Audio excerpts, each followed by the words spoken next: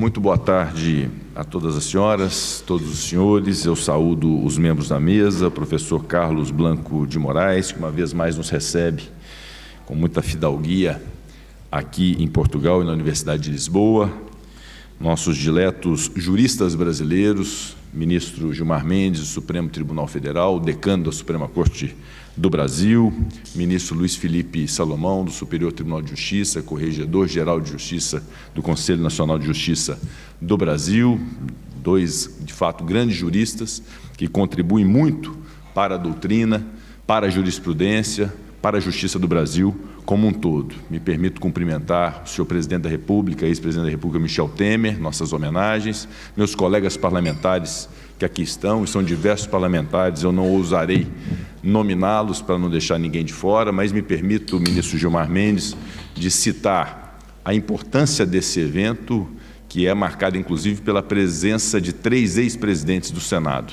presidente Renan Calheiros, presidente Davi Alcolumbre e presidente Jader Barbalho. Portanto, meus agradecimentos por integrarem essa comitiva que confere a esse Fórum Jurídico, na sua 11ª edição, uma relevância importante para o Parlamento brasileiro. Haja vista que a importância de fóruns dessa natureza, ministro Luiz Roberto Barroso, que também saúdo de maneira especial, é revelador de que é muito importante, seja aqui em Portugal, seja no Brasil, que a desinformação, o achismo, a pouca ciência, a pouca base empírica dê lugar a debates que sejam verdadeiramente ricos, empíricos, científicos, pois as soluções do Brasil e as soluções de Portugal e as soluções do mundo, de um modo geral, devem se dar a partir desse debate, dessa discussão qualificada que aponta diagnósticos, que aponta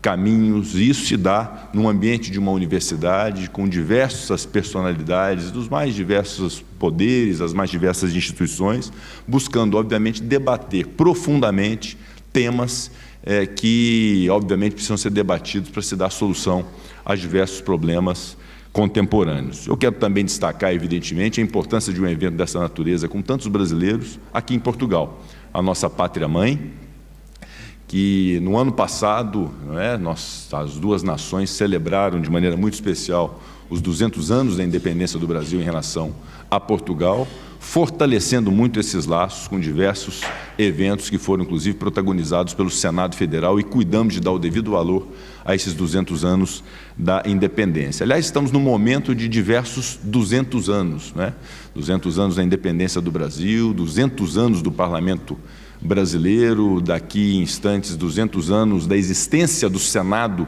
Federal, concebido na Constituição do Império em 1824, implantado em 1826 no Rio de Janeiro, 200 anos nessa semana das relações Brasil e Argentina, das relações bilaterais dos dois países.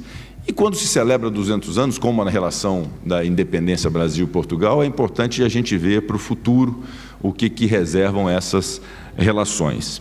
E eu quero, no primeiro ponto que destaco da importância de um evento dessa natureza, é aquilo que nós jamais podemos esquecer, e digo em nome do Congresso Nacional Brasileiro, em nome da presidência do Senado Federal.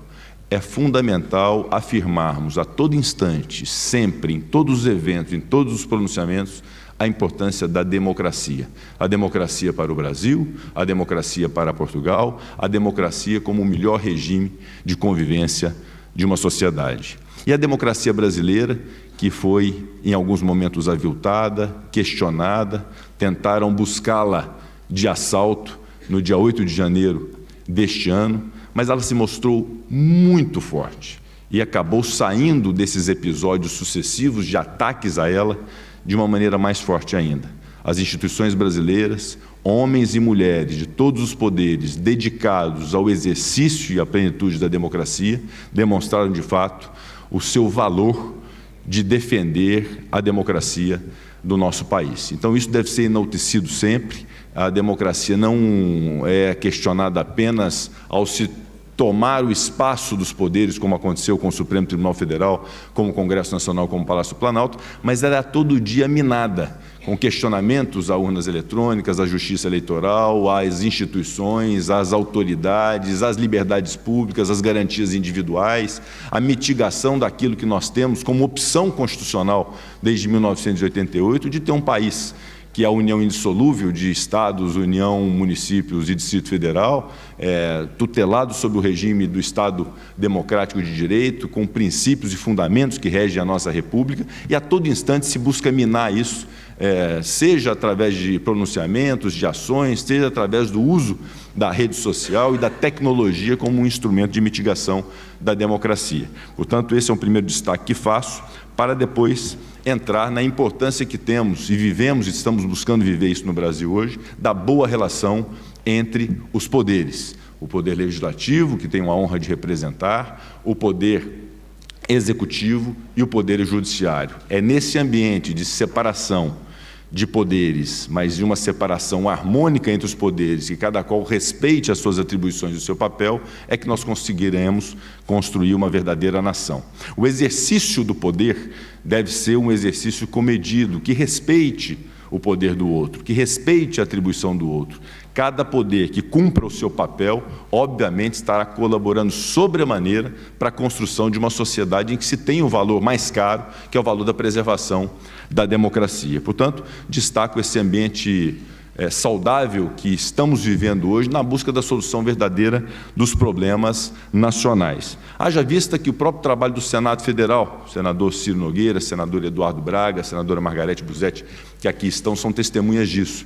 Nós estamos trabalhando a todo instante buscando ter essa boa relação de harmonia com o Judiciário e com o Executivo. Nós temos hoje o menor estoque de vetos a serem apreciados pelo Congresso Nacional. Recentemente aprovamos todas as medidas provisórias encaminhadas, as principais delas do Poder Executivo, que sustenta o programa social do Bolsa Família, que sustenta o programa social de moradia do Minha Casa Minha Vida, que reestruturou os ministérios e o governo brasileiro, todas essas medidas provisórias aprovadas sem contratempo, assim como os projetos de prioridade do governo, inclusive recentemente a aprovação do novo regime fiscal em substituição ao teto de gastos de 2016, com objeto de uma alteração constitucional. Portanto, a aprovação de um novo regime fiscal, a perspectiva da aprovação de uma reforma tributária já sendo gestada na casa iniciadora, que é a Câmara dos Deputados, após um longo trâmite de comissão mista das duas casas, de audiências públicas nas duas casas,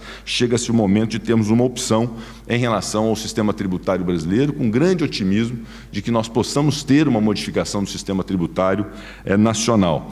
Igualmente, as indicações feitas pelo Poder Executivo. Recentemente, o Senado Federal se desincumbiu de uma maneira muito séria e muito responsável da sabatina e da aprovação do nome indicado pelo presidente Lula, do Dr. Cristiano Zanin, para compor a Suprema Corte do Brasil, assim como fará nos próximos dias em relação às duas indicações do Banco Central, assim como tem feito sob a batuta do presidente da Comissão de Relações Exteriores, senador Renan Calheiros, da aprovação dos embaixadores, justamente compreendendo que o Itamaraty depende dessas aprovações para se ter uma agilidade. Portanto, uma demonstração muito clara de que essa suposta dificuldade do governo no âmbito do Congresso Nacional, em especial do Senado Federal, ela inexiste, porque há de nossa parte uma responsabilidade com o país. Nós não podemos, depois dos últimos 10 anos, muito turbulentos, com muitas dificuldades, que é dispensável dizer aqui aos senhores e às senhoras, tudo que nós vivenciamos nos últimos 10 anos no Brasil, de dificuldades políticas, de dificuldades institucionais.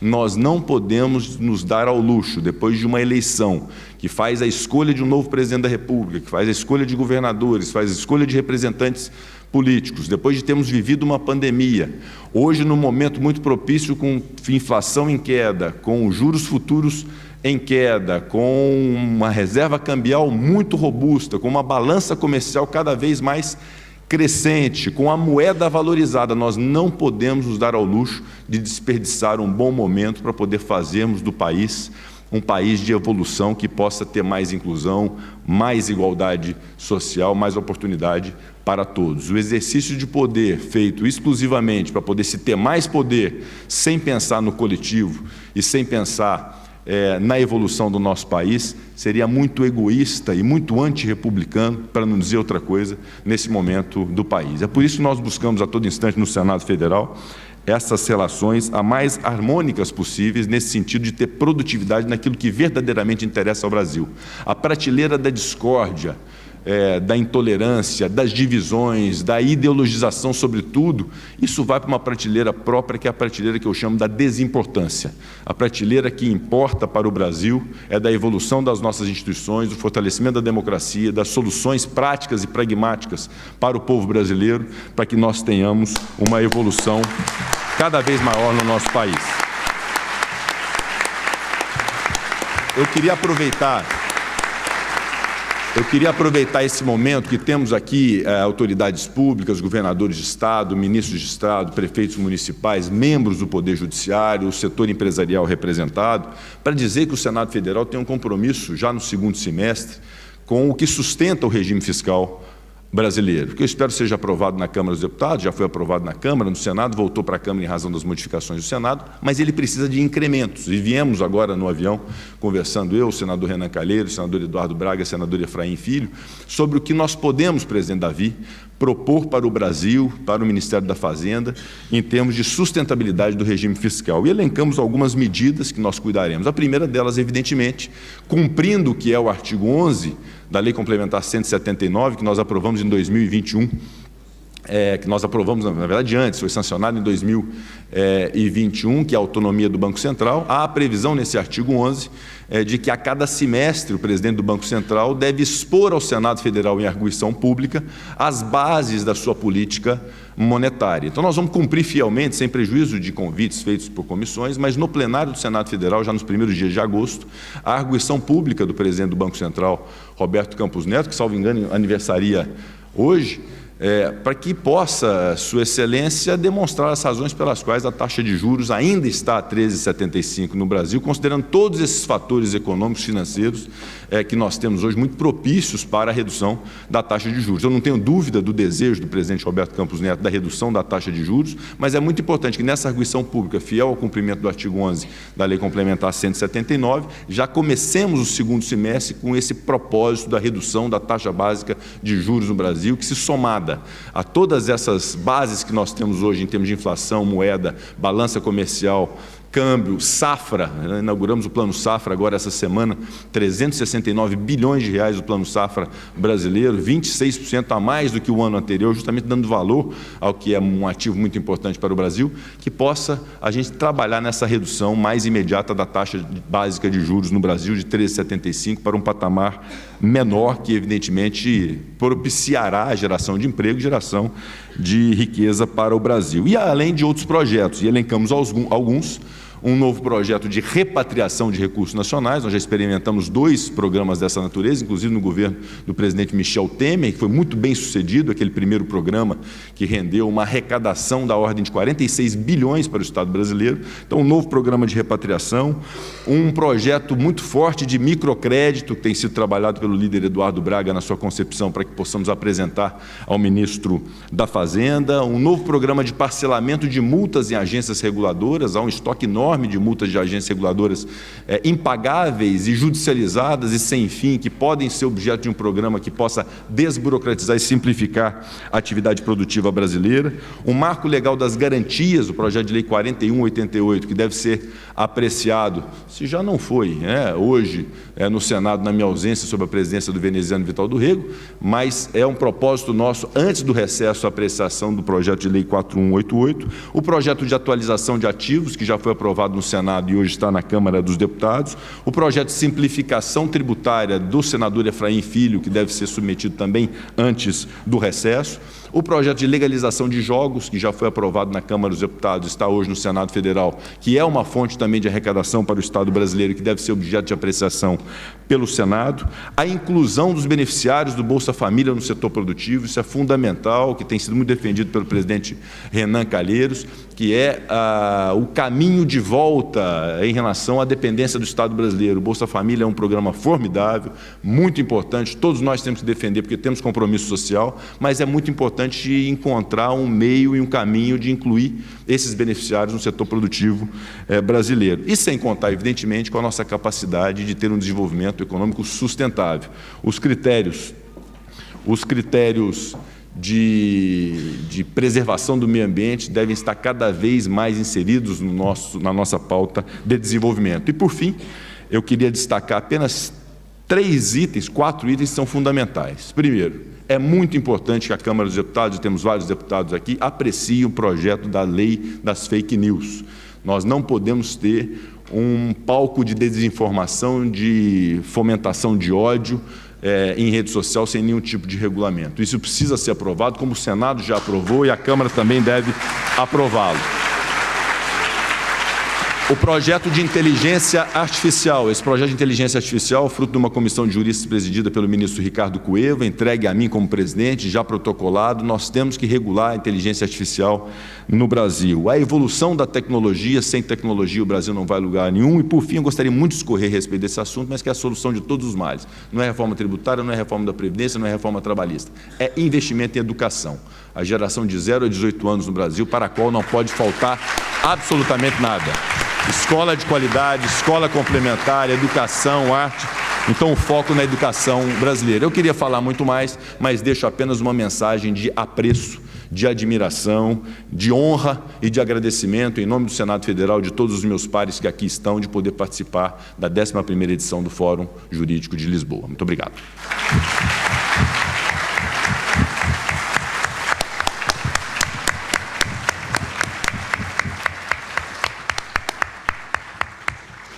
Nós agradecemos imensamente a presença do presidente do Congresso, presidente do Senado, Rodrigo Pacheco, e registramos que essa é a 3ª vez que ele se faz presente neste marcante evento, este certamente o 11º evento, o Fórum de Lisboa, e certamente também um dos mais marcantes. Passo logo a palavra ao nosso colega, ministro Luiz Felipe Salomão.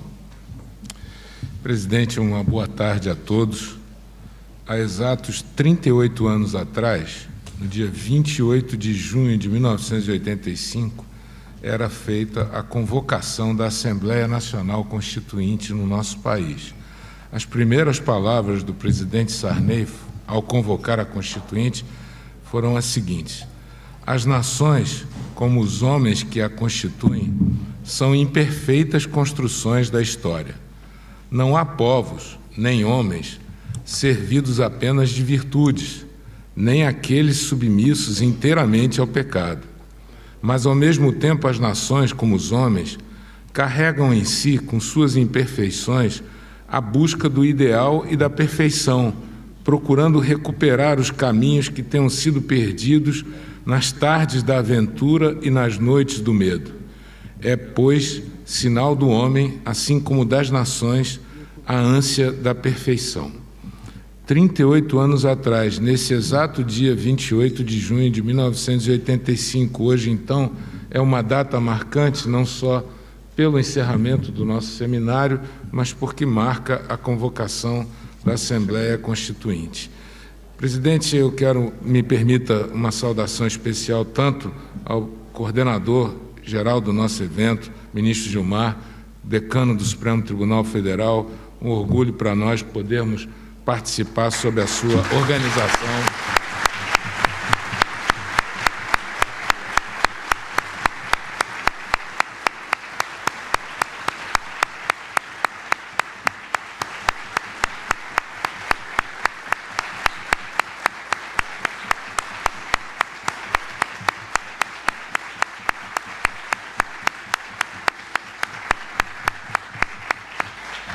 Ao presidente Pacheco, presidente do Congresso Nacional, que fez uma belíssima exposição agora para esse fechamento, ao professor Blanco de Moraes, em nome dele, todos os servidores, todos os professores da Universidade de Lisboa que proporcionam esse evento já marcante.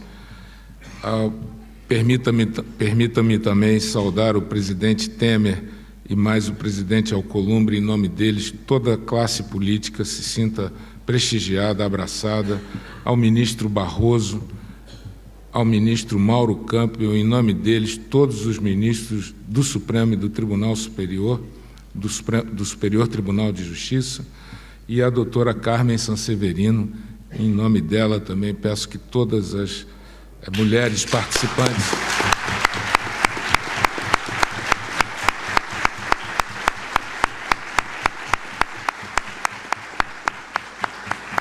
em nome dela, todas se sintam saudadas. Minha fala é muito breve. Nós fizemos, pelo Centro de Pesquisas Judiciais da Fundação Getúlio Vargas, nós temos várias pesquisas feitas, um estande ali na frente, onde nós apresentamos essas pesquisas sobre o funcionamento do Poder Judiciário.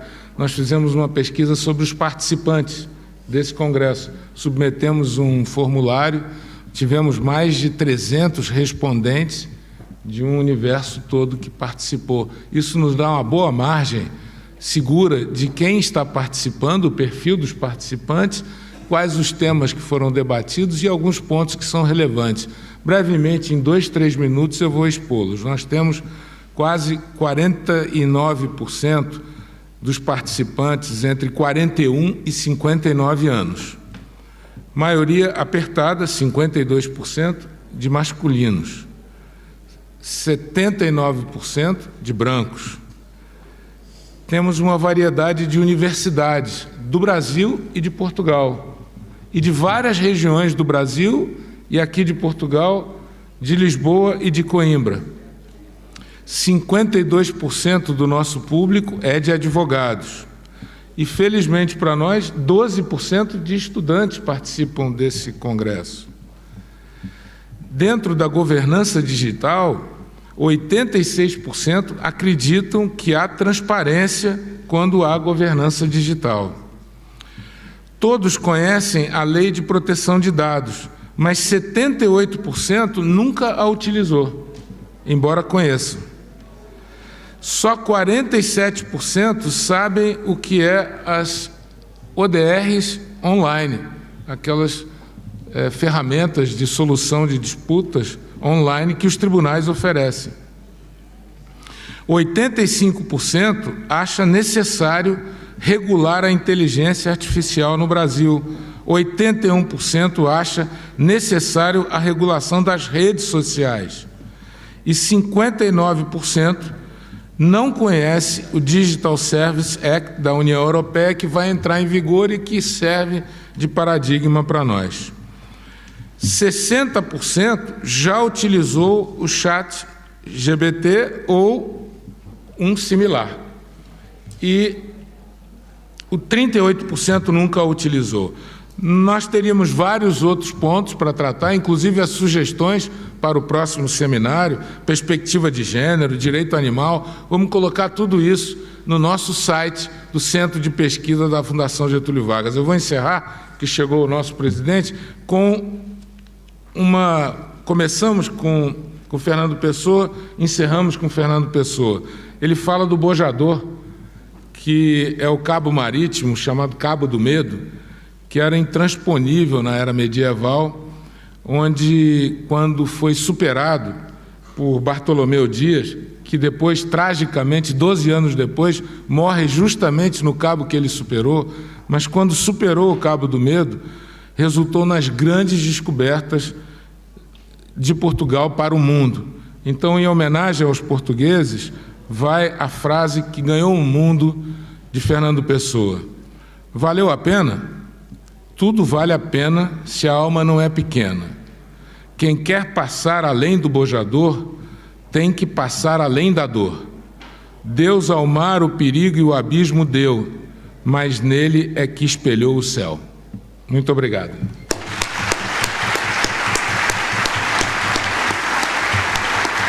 Foi rápido. Foi rápido.